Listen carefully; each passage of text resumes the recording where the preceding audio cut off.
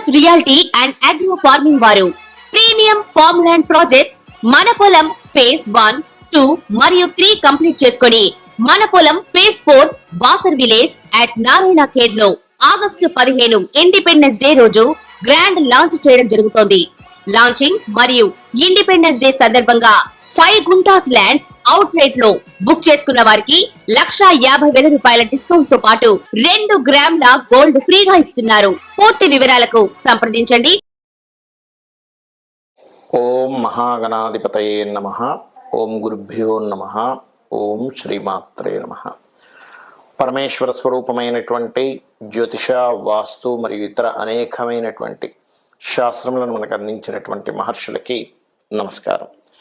హయగ్రీవ హయగ్రీవ హయగ్రీవేతి యో వదేత్ తస్య నిస్సరతే వాణి జహ్నుకన్యా ప్రవాహవత్. అరుణాం కరుణాతరంగితాక్షీం ధృతపాశాంకుశపుష్పబాణచాపాం అనిమాదిభిరావృతాం మయూకైః అహమిత్యేవ విభావయే భవానీం. శ్రీమాత్రే నమః. ప్రేక్షకులకి ఆ లలితాంబిక అమ్మవారి యొక్క అనుగ్రహం పరిపూర్ణంగా కలగాలని మనస్ఫూర్తిగా కోరుకుంటూ మనం ఈరోజు చెప్పుకోబోయేటువంటి టాపిక్ ఏదైతే ఉందో, ముఖ్యంగా మనకి మహాలయ అమావాస్య ఒకటి ఉంది. అదేవిధంగా గ్రహణం, సూర్యగ్రహణం ఉంది. అయితే మన ఇండియాలో లేదు, బయట దేశాల్లో అమెరికన్ కంట్రీస్లో ఉంది. అలాగే దేవీ నవరాత్రులు కూడా రాబోతున్నాయి. ఈ యొక్క కాంబినేషన్స్లో వీడియో ఎండింగ్ వరకు చూసినట్లయితే నన్ను మహాలయ అమావాస్య రోజు ఏం చేయాలో చెప్తాను. అదేవిధంగా ఏ రాశి వారు నవరాత్రుల్లో ఏ యొక్క ద్రవ్యంతో, ఎటువంటి సామాగ్రితో మీరు పూజ చేస్తే మీ యొక్క పూర్వజన్మ కర్మ తొలగుతుంది అనేటువంటిది, మరియు ఏ లగ్నము లేదా రాశివారు సూర్యగ్రహణం పరంగా ఎటువంటి జాగ్రత్త తీసుకోవాలి, ఈ విషయాలన్నీ చెప్పడంతో పాటు వీడియో ఆఖరి వరకు చూసినట్లయితే దేవీ నవరాత్రులు అసలు ఎలా జరుపుకోవాలనే విషయం కూడా నేను మీకు వివరిస్తాను. అయితే చెప్తుంది నేనైనప్పటికీ కూడా ఈ విషయాలన్నీ కూడా చెప్పేసిన సాక్షాత్ లలిత అమ్మవారిగా భావిస్తూ ఒక్కొక్క లగ్నము ఒక్కొక్క రాశి రీత్యా వెళ్దాం. మకర లగ్నము, మకర రాశి. మీ లగ్న రాశి వారు కాస్త గుర్తుపెట్టుకోండి, ఈ యొక్క సమయంలో ప్రత్యేకంగా మీరు చేయవలసింది ఏమిటి అంటే, ఈ గ్రహణ ప్రభావం ఎలా ఉంటుంది అసలు మీకు. 9వ స్థానంలో గ్రహణం పడుతుంది. ఇండియాలో లేదు. ఇండియాలో ఉన్న వాళ్ళు పెద్దగా ఏమి టెన్షన్ పడాల్సిన పని లేదు. బయట దేశం వాళ్ళకి దీని ప్రభావం ఎక్కువగా ఉంటుంది. దీనికి ఏం చేయాలి?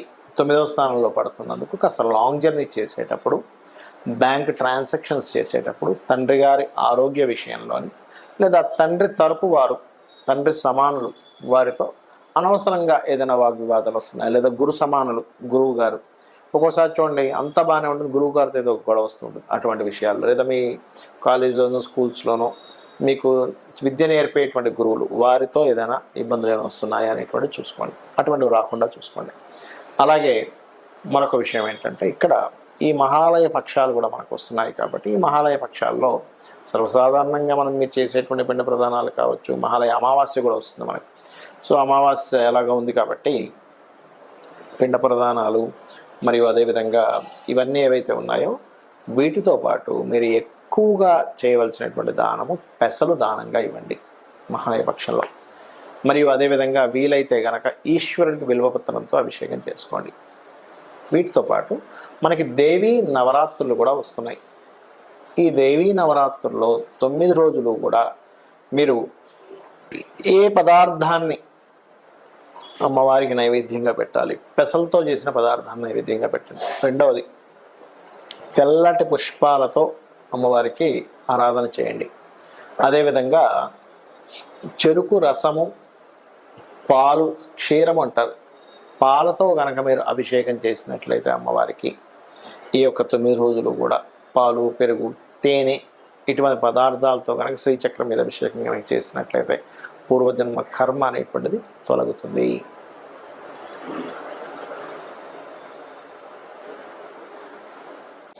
చాలామంది నన్ను అడుగుతున్నారు, ఏమండి నవరాత్రుల్లో చేసుకునే విధానం ఏమిటి అని.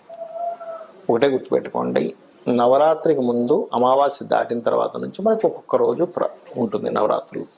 అయితే మీరు అమావాస్య రోజే అన్ని సామాగ్రి తెచ్చుకోండి. పువ్వులు, తమలపాకులు ఇలాంటివి ఏ రోజు ఆ రోజు తెచ్చుకోవాలి. కానీ మిగతా సామాగ్రి అంతా కూడా అమావాస్య రోజు తెచ్చేసుకోండి. అమావాస్య కదా మీరు తెచ్చుకోవచ్చా లేదా అనుకోకండి. ఎందుకంటే అమావాస్య అమ్మవారి ఆరాధన చాలా గొప్పది.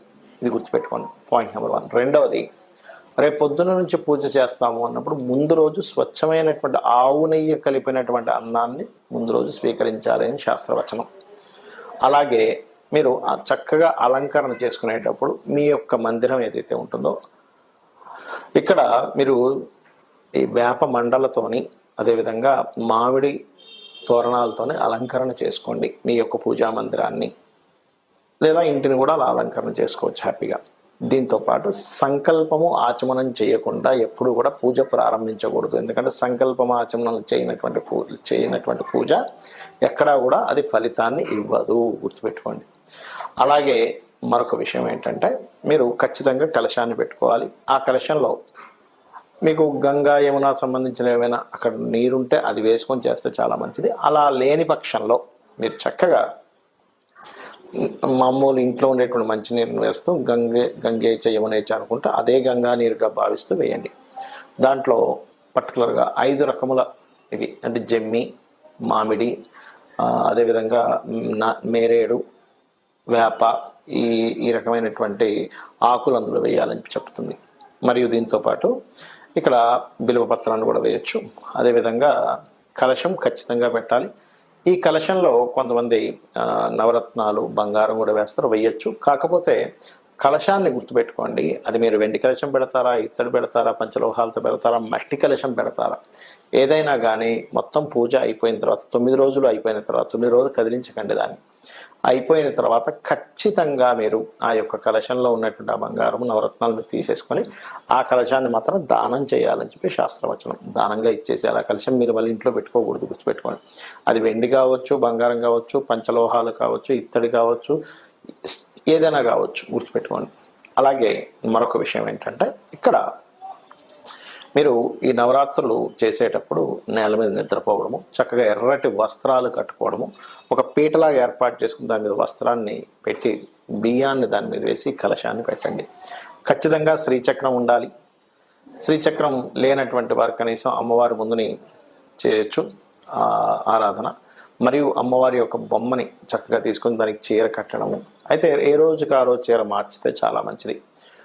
ఉదయం పూట పూజ అయిపోయిన తర్వాత మధ్యాహ్నం భోజనం చేయడం, అదేవిధంగా సాయంత్రం పూట పలహారం లాంటివి తీసుకోవాలి. ఉదయము సాయంత్రము 2 సార్లు కూడా మీరు పూజ చేయండి. అందులో చాలామంది అడుగుతారు, ఏమంటే ఏం మంత్రాలు చదవాలి, ఏం చదవాలి? లలిత సహస్రనామాలు చదువుకోవచ్చు, లక్ష్మీ అష్టోత్తరం చదువుకోవచ్చు, దుర్గా స్తోత్రాన్ని చదువుకోవచ్చు. అదేవిధంగా 1వ రోజు నుంచి 9 రోజుల పాటు 1వ రోజు కనీసం ఒక సంవత్సరం నిండిన అమ్మాయిని కూర్చోబెట్టి చేస్తారు. అలాగే 2వ రోజు 2 సంవత్సరాలు నిండిన అమ్మాయిని పూజ చేయడం, ఇట్లా ఒక పద్ధతి అనేటువంటిది ఉంటుంది. ఇక్కడ మీకు ఒక ముఖ్యంగా చెప్పే విషయం ఏంటంటే ఎక్కడా కూడా శాస్త్రంలో ఈ అలంకరణే చేయాలి, ఈ యొక్క నైవేద్యమే పెట్టాలి అనేటువంటిది లేదు. అది ఆయా ప్రాంతాల్లో ఆ యొక్క మందిరాల్లో వాళ్ళకు వస్తున్నటువంటిది, వాళ్ళు పెట్టుకున్నటువంటి కొన్ని పద్ధతులే కానీ మనకి పురాణాల్లో కానీ ఇతిహాసాల్లో కానీ ఎక్కడా కూడా వేదంలో కానీ ఈరోజు ఈ వస్త్రమే కట్టాలి, ఈ నైవేద్యమే పెట్టాలని లేదు. నైవేద్యం ఏంటంటే మనం పెట్టేటువంటి నైవేద్యం ద్వారా మనకి ఆ యొక్క అనుగ్రహం కలుగుతుంది. ఉదాహరణకి గోధుమ రవ్వతో పెట్టాము, రవికి సంబంధించిన అంటే ప్రమోషన్స్, సంతాన సంబంధించిన దోషాలు ఇట్లాంటివి పోతాయి. పాయసం లాంటిది పెట్టాము, చంద్ర సంబంధించినటువంటిది, లేదా బియ్యంతో తయారు చేసినటువంటి బియ్యముతో చక్కగా ఒక మీరు చక్ర పొంగల్ లాంటిది పెట్టారు, అప్పుడు మానసిక ఇబ్బందులు అనేవి తగ్గుతాయి. కందులతో తయారు చేసిన పదార్థం గొడవలు తగ్గుతాయి. పెసలతో తయారు చేసినటువంటి పదార్థం కొంతమందికి బుద్ధి మాధ్యం ఉన్నా లేదా వ్యాపార సరిగా లేకపోయినా సరే వ్యాపారం సాగుతుంది. శనగలతో తయారు చేసిన పదార్థం ద్వారా గురుబలం పెరుగుతుంది. బొబ్బర్లతో తయారు చేసిన ఏదైనా పదార్థం ద్వారా వివాహ యోగం అనేటువంటిది కలుగుతుంది. నువ్వులతో చేసినటువంటి పదార్థం ఏదైనా కలిపి తయారు చేసినట్లయితే, నువ్వులు ఉండలు లాంటివి పెట్టినట్లయితే శని దోషాలు తొలగుతాయి. అదేవిధంగా మినప గారెలు కనుక పెట్టినట్లయితే మీకు ఆకస్మిక సంఘటనలు తొలగుతాయి. ఉలవలతో తయారు చేసినట్టు ఏదైనా పదార్థం కనుక మీరు అమ్మవారికి నైవేద్యంగా పెట్టినట్లయితే ఆటంకములు తొలగుతాయి. అయితే ఇక్కడ ముఖ్యంగా మీరు గుర్తుపెట్టుకోవాల్సింది, గణపతి పూజ చేయకుండా అమ్మవారి ఆరాధన చేయకూడదు. అలాగే ముఖ్యంగా అమ్మవారికి మీకు తోచినంత మట్టుకు చేసుకోండి, అంతేగాని అప్పులు చేసేసి ఏవేవో అప్పులు చేసి పెద్ద పెద్ద అలంకారంతో చేయకండి ఎప్పుడు కూడా. ఎందుకంటే అమ్మవారు ఎక్కడా కూడా మీరు డబ్బులు లేనప్పుడు అప్పు చేసేదాన్ని హర్షించదు. మీకున్న దాంట్లో అలా అని పిసినార్తనం కూడా చేయకూడదు. ఆల్రెడీ డబ్బులు ఉన్నాయండి కానీ పిసినార్తనంగా చేసినా అమ్మవారు హర్షించదు. ధనం లేకుండా అప్పు చేసినా సరే అమ్మవారు హర్షించదు. భక్తితో ఉదయం సాయంత్రం లలిత చదువుకుంటున్నామా, లేదా ఇవన్నీ నాకు తెలియదు అనుకునేటువంటి వారు కుంకుమ తీసుకొని చక్కగా అక్షంతలు కుంకుమ తీసుకొని శ్రీమాత్రే నమః శ్రీమాత్రే నమః శ్రీమాత్రే నమః అనుకుంటూ ఒక 40 నిమిషాలు రోజు ఉదయం సాయంత్రం చేయండి. అన్ని విధాలా బాగుంటుంది. అదేవిధంగా మీరు ఈ యొక్క 9 రోజులు కూడా ఎవరినైనా బ్రాహ్మణుణ్ణి పురోహితుడిని పెట్టుకొని చక్కగా ఒకరిని కావచ్చు, ముగ్గురిని కావచ్చు, 5గురిని కావచ్చు, చండీ పారాయణాలు లేనట్లయితే మన దేవి భాగవతం పారాయణం ఇట్లాంటివి ఏమైనా చేయించండి. వాళ్ళకి దీక్షా వస్త్రాలు ఇవ్వడము, అదేవిధంగా వారికి దక్షిణ తాంబూలాలు ఇవ్వడము, ఇటువంటివన్నీ కూడా వారికి ఇవ్వాలి. ఇలా గనక చేసినట్లయితే మీకు ఖచ్చితంగా అమ్మవారి యొక్క అనుగ్రహం కలుగుతుంది. మీ యొక్క జాతక చక్రంలో ఉండేటువంటి దోషాలు తొలగిపోతాయి. శ్రీమాత్రే నమః.